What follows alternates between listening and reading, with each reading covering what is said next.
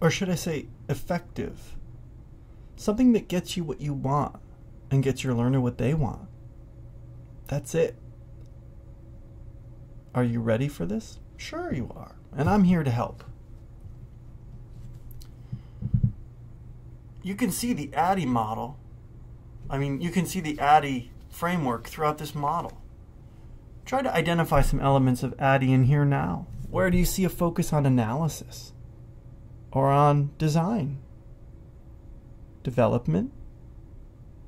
Evaluation? It's all in there. It's just got a little bit more detail than what we just went through. Even though instructional design is a system, though, I hope you can see the need to attend to those little details and the nature of those details within each step. Yes, you can see ADDIE, but ADDIE's just the first step. It's the details within each part of ADDIE that makes a difference. The success of your instructional design project often hinges upon the quality of the details you collect and provide. So, you're probably thinking, gosh, doesn't that make instruction, well, boring? Sure, it can. I've seen lots of projects where the instruction is boring. But that's a matter for the designer to address, not the model. There's room to be creative in these models, and there's room to do it in a way where you're meeting the learner's needs and the objectives. You just have to find it. Imagine that you're in a training and you're about to learn how to use Google Docs. Which approach would you prefer out of these two that I'm about to describe? Would you prefer the trainer take you step by step through each function of the menu bar in sequential order till you have a 2-page document showing that you've achieved the objectives?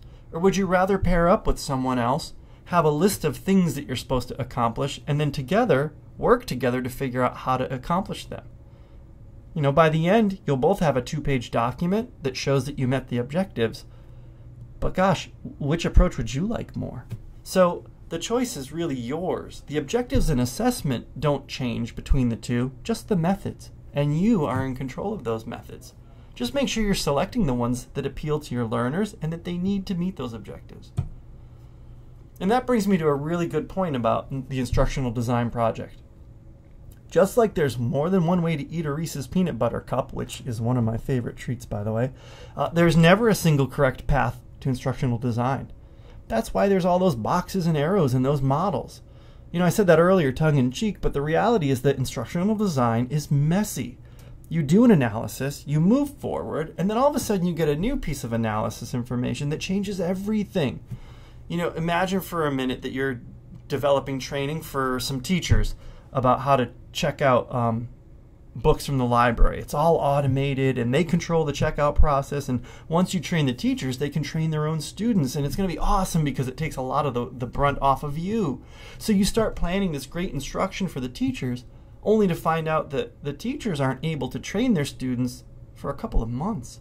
And that means between now and then, students won't know how to check out their books, and neither will the teachers. Now what are you going to do, right? So that one little piece of analysis information that might have gotten inadvertently left out at the beginning changes everything later. And that's okay. You'll handle it, of course.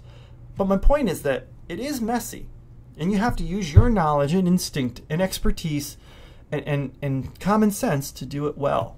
It does get easier over time, but there is no single correct path to that instruction. There's just a lot of good ideas. And most of them need to be justified based on what the learners need, the environment is calling for, and what the objectives are. Right? One thing to point out about instructional design, though, is that it does take a course level focus. For the most part, the process focuses on instruction at what's called the course level. And so you're asking, what's a course? And how is a course different from a lesson? These are great questions, and we're going to come to learn the answers of them in more detail in time. For now, the major distinction is this. The course is like a curriculum, and that curriculum consists of a series of objectives. Those objectives, when pulled together, help achieve the goal of instruction. A lesson is an instructional plan for achieving one or maybe a few of those objectives, but the plan in and of itself is likely only one of many that will help achieve the entire curriculum or course goal. So, you might have a goal where students are going to exhibit digital literacy skills at the end of the year. To create instruction that accomplishes this, they've probably got several different objectives that they have to accomplish. right? And so it's those objectives collectively put together that help meet the goal, not any single objective. Your lesson plan for each objective is just one of many that when they're combined and come together, they help achieve that larger goal, right? So the lesson plan is just sort of one piece of that entire course.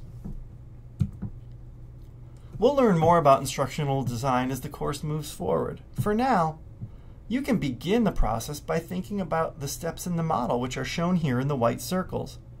Where do you think you should begin? Well, like most things in life, we begin the design process with a problem. So spend some time this week thinking about a problem that exists in your professional context. We'll be using it as the focus of our work for the weeks to come.